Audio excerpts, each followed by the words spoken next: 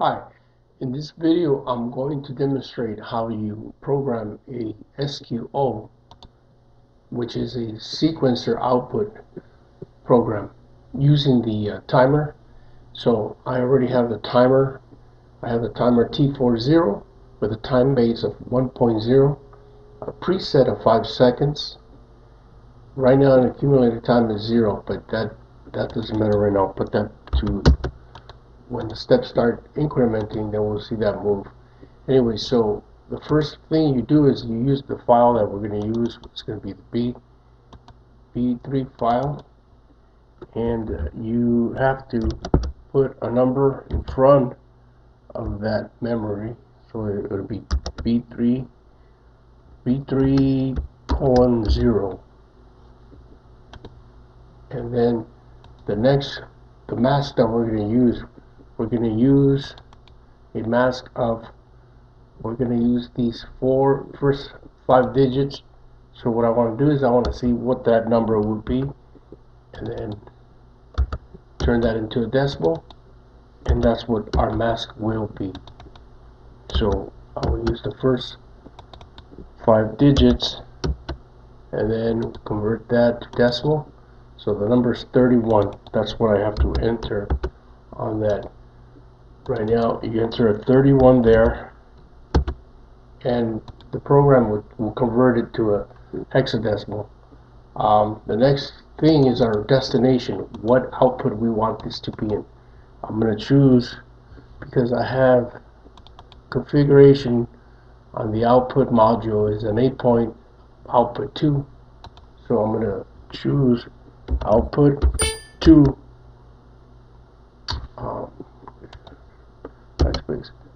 okay, output 2 dot 0.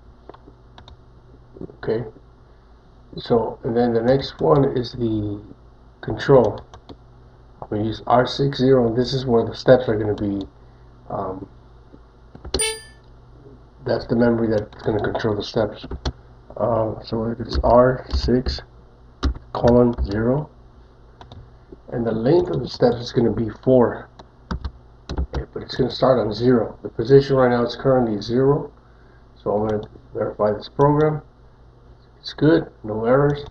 So I'm just going to go ahead and activate it. But if I activate it, nothing's going to happen until we figure out what is the sequence of the steps we want. So here are the steps in the output, in the B. Turn this into binary. Okay, so here are the steps. Starting from step 1, this is B31, so it's the B3 memory, and the number of the word, this is the word, the number of the word is 1, so it's going to be step 1, 2, 3, and 4. So I'm going to go ahead and enter the sequence. So I want, on the first step, I want output 0, guys, output 2 to be energized, and then I'm going to separate them, stagger them like this, so I can know when they're changing, and I can keep track of that sequence. Step 3, I'm going to have 0 through 4, and then on this one here I'm going to have 1 and 1 and 3. Okay, so now I'm going to use the B350. I'm going to use this one right here, B350 for the start. Okay, so now we're going to go ahead and verify the program. It's all good. I'm going to go ahead and activate it. So I'm going to enter 1 here, and that's the same address as my start button. But I'm going to have to load this up on the processor. So yeah, I want to go online and switch this to run. Okay, so now I'm going to activate the program by entering the 1 in this bit here. See, I turned on the number. Now it's moving a cumulative time. It's moving step 1, step 2, and we can see the steps here as far as the R6 control, position 3. Okay, now watch what this does over here on the outputs. The outputs are being energized, 1 and 2, 1 and 3, 1 and 0, and 1 and 3 on step 4. And it's the same thing that I have over here on the B3 file on the steps.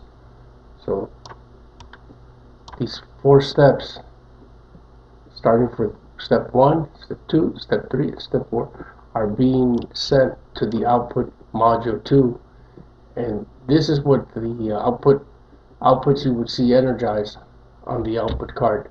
So these are output 2, 0, and these are the outputs. This is an 8-point module, so it only has these 8 bits to program with. But as you can see, the sequence of the program, every time this bit closes, every time it's done, it sends a signal to the sequencer, and it increments by 1 step. See that right here? This one pulses, sends a step, and it increments 1 step. Right now, so step 4, 1, step 1. So the length of the program is 4 steps, and this is the destination, output to 0, and this is the mask.